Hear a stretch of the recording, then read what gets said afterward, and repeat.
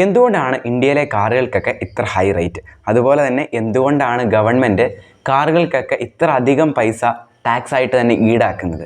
അതുപോലെ ഏതൊക്കെ തരത്തിലുള്ള ടാക്സുകളുണ്ട്, അതൊക്കെ എത്ര ശതമാനമാണ് ഓരോ കാറുകളിലും വരുന്നത്? അതുപോലെ തന്നെ ഇതിനെയൊക്കെ നോക്കുന്ന കുറേ ഫാക്ടേഴ്സ് ഉണ്ട്. അങ്ങനെ 2 റീസൺസ് ഞാൻ ഇതിൻ്റെ അകത്ത് പറയുന്നുണ്ട്, കുറേ എക്സാമ്പിൾസ് ഞാൻ പറയുന്നുണ്ട്. വളരെ എക്സ്പ്ലെയിൻഡ് ആയിട്ടാണ് ഞാൻ ഈ വീഡിയോയിൽ ഈ കാര്യങ്ങളൊക്കെ ഞാൻ വിശദീകരിച്ചിരിക്കുന്നത്.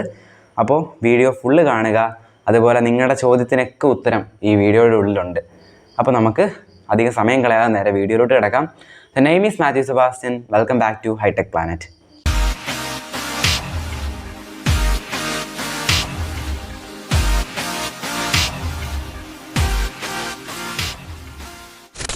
ഇതിലെ ആദ്യത്തെ റീസൺ എന്താണെന്ന് ചോദിച്ചാൽ വണ്ടിയുടെ ഫീച്ചേഴ്സാണ്. ഫീച്ചേഴ്സ് എന്ന് പറഞ്ഞാൽ നിങ്ങൾ ഉദ്ദേശിക്കുന്ന പോലെ വണ്ടിയുടെ ഹൈടെക് ഫീച്ചേഴ്സ് അല്ല. ഗവൺമെൻറ് ഒരു വണ്ടിയിൽ എൻഷുർ ചെയ്യണം എന്ന് പറഞ്ഞിരിക്കുന്ന ബേസിക് ഫീച്ചേഴ്സ്. അതായത് ഇപ്പോൾ കുറച്ച് നാൾ മുമ്പ് ഇറക്കിയ 2-3 വർഷം മുമ്പ് ഇറക്കിയ നിയമമാണ്. അതായത് വണ്ടിയിൽ 2 എയർ ബാഗ് ആവശ്യമാണ്. ഡ്രൈവറിനും എയർ ബാഗ് അത്യാവശ്യമാണ്. അതുപോലെ സീറ്റ് ബെൽറ്റ് വാർണിംഗ് അലാംസ്, അതുപോലെ ABS വിത്ത് EBD, ഇതുപോലുള്ള ബേസിക് ഫീച്ചേഴ്സൊക്കെ ഏതൊരു വണ്ടി ആവട്ടെ, ആൾട്ടോ ആവട്ടെ, അതുപോലെ വലിയ ലക്ഷറി വണ്ടി ആവട്ടെ. ആൾട്ടോ എന്ന് പറയുമ്പോൾ ഞാനൊരു അത്രയും വില കുറഞ്ഞ ഒരു വണ്ടി എന്നാണ് ഞാൻ ഉദ്ദേശിച്ചത്. ഏത് വണ്ടി ആവട്ടെ, ഈ വണ്ടികൾക്കെല്ലാം തന്നെ ഈ ഒരു ഫീച്ചേഴ്സ് അനിവാര്യമാണ്. ഇതില്ലാതെ വണ്ടി ഇന്ത്യൻ നിരത്തുകളിലൂടെ ഇറക്കാൻ പറ്റത്തില്ല. അങ്ങനെ വരുമ്പോൾ വണ്ടിയുടെ കമ്പനി, ഈ വണ്ടിയൊക്കെ ഉണ്ടാക്കുന്ന കമ്പനി ഈ വണ്ടിയുടെ ബേസ് മോഡൽ മുതൽ ടോപ്പ് വേരിയൻറ്റ് വരെ ഈ ഫീച്ചേഴ്സൊക്കെ ഇട്ടാണ് വരുന്നത്. അപ്പോൾ ബേസ് മോഡൽ എന്ന് പറയുമ്പോൾ എപ്പോഴും വില കുറഞ്ഞൊരു മോഡലാണ്. ഈ ബേസ് മോഡൽ വരെ ഇത് വരുമ്പോൾ ബേസ് മോഡലിൽ നിന്ന് പിന്നെയും വില കൂടും. അങ്ങനെയാണ് ഈ വില കൂടാനുള്ള ഒരു ഫാക്ടർ.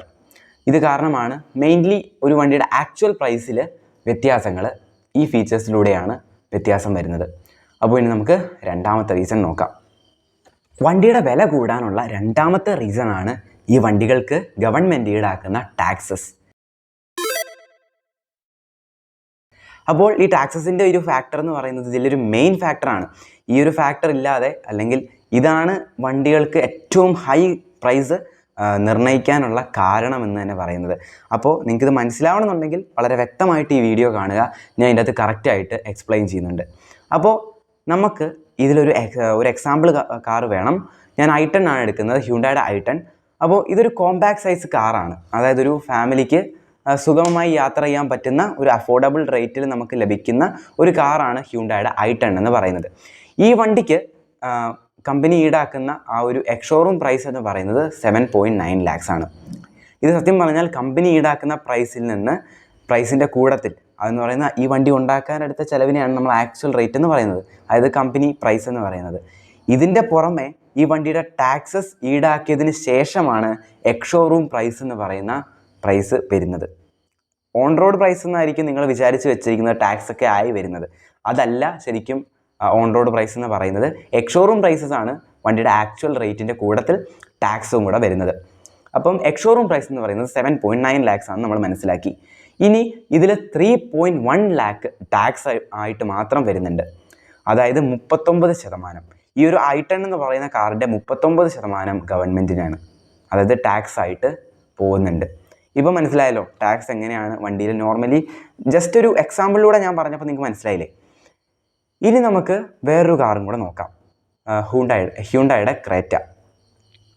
ഹ്യുണ്ടായുടെ ക്രേറ്റനെ പറ്റി നോക്കുകയാണെങ്കിൽ ഇത് അത്യാവശ്യം ഒരു ഫേമസ് ആയിട്ടുള്ളൊരു SUV കാറാണ്, ഹ്യുണ്ടായുടെ തന്നെ SUV കാറ്.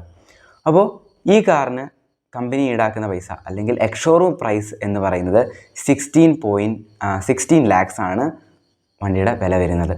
ഇതിൽ 8.6 lakh ടാക്സ് മാത്രമായിട്ട് വരുന്നുണ്ട്, അതായത് 54% ടാക്സ് വരുന്നുണ്ട്. അപ്പോൾ ഈ ഒരു SUV കാറും അതുപോലെ ഇതിനു മുമ്പ് ഞാൻ പറഞ്ഞ i10 തമ്മിൽ ഇത്രയും ഒരു വില വ്യത്യാസം വരാനുള്ള കാരണം എന്താണ് എന്ന് നമുക്ക് നോക്കാം. ഈ ഒരു വില വ്യത്യാസം വരുന്നത് എങ്ങനെയാണെന്ന് നമുക്ക് അറിയണമെന്നുണ്ടെങ്കിൽ ഒരു ടേം കൂടി നമ്മൾ അറിയണം, അതാണ് GST.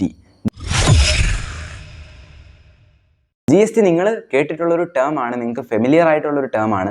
കാരണം നിങ്ങളിപ്പം ഒരു ഭക്ഷണം കഴിച്ചിട്ട് ആ കടയുടെ ബില്ലെടുത്ത് നോക്കുകയാണെങ്കിൽ അതിൻ്റെ അകത്ത് കാണും GST എന്ന് പറഞ്ഞിട്ട്. എന്ത് ബില്ലെടുത്ത് നോക്കിയാലും ഇപ്പോൾ അതിൻ്റെ അകത്ത് GST എന്ന് പറഞ്ഞ് കാണാം. എന്താണ് GST?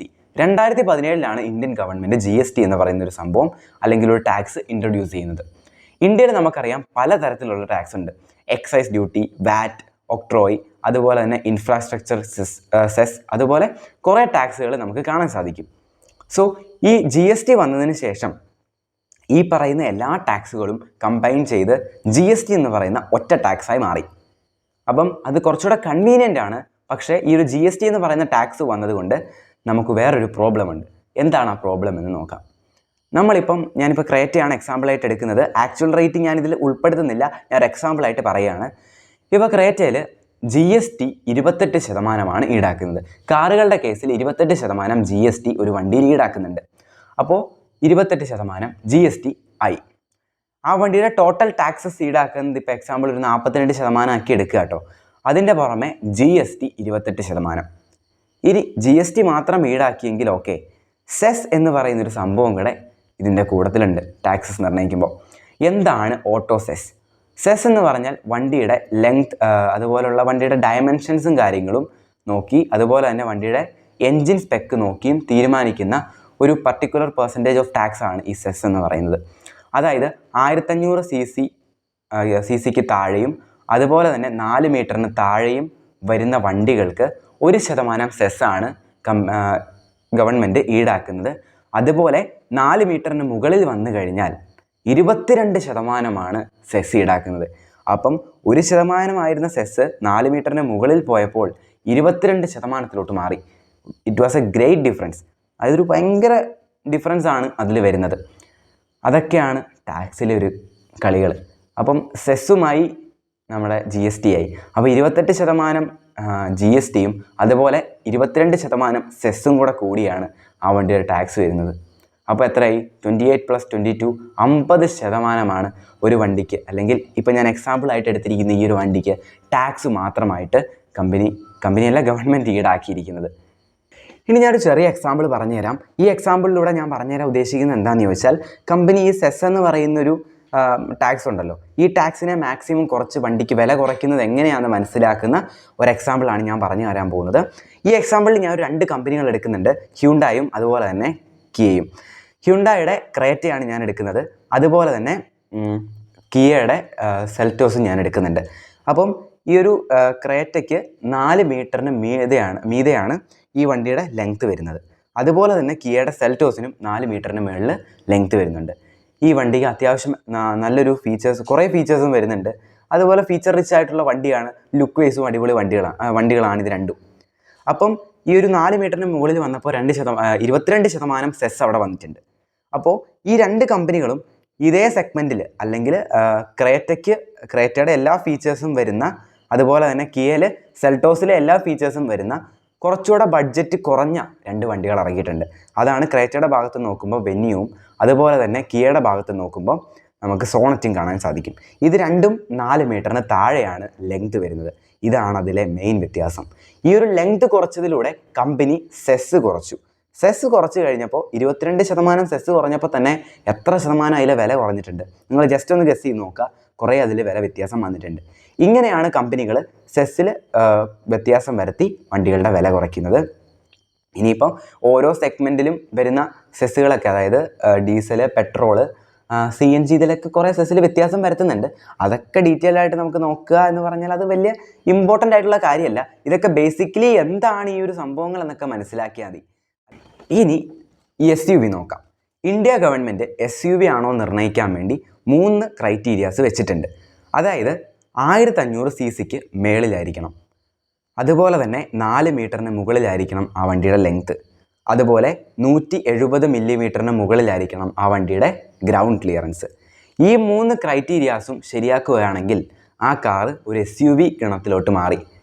ഈ 3 ക്രൈറ്റീരിയാസും പക്ക പാലിച്ചുകൊണ്ട് ഇന്ത്യയിൽ ഓടുന്ന ഒരു എക്സ്പെൻസീവ് വെഹിക്കിളാണ് ടൊയോട്ട ഫോർച്യൂണർ. ടൊയോട്ട ഫോർച്യൂണർ നോക്കുകയാണെങ്കിൽ 33.4 lakhs ആണ് ആ വണ്ടിയുടെ ഒരു എക്സ്ഷോറൂം പ്രൈസ് ഞാൻ പറയുന്നത്. ഓക്കെ, ഞാൻ പറയുന്നതല്ല, കമ്പനി പറയുന്നത്. ഞാനിപ്പം ഈ വീഡിയോയിൽ പറയുന്ന എക്സാമ്പിളിൽ ഞാൻ ഇതാണ് എടുക്കുന്നത്.